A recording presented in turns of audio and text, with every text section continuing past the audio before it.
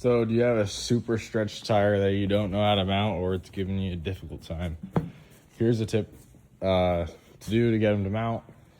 These are pretty stretched, so I'll show you my tip. And if you try to mount them like this and like put air in them, they're never gonna seat because there's not enough air going into this to take a suction. So you're gonna have to flip the rim around, which I'll do now. Put something down so that when you put the face of the rim on here, it doesn't scratch it. Now what you wanna do is push down on this until it's beaded all the way around, especially where the valve stem is. Once you do that, you gotta fill up the bead blaster.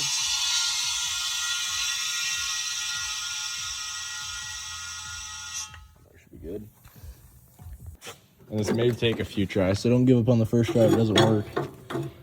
But connect your air, turn it on. Now we hit it with the bead blaster.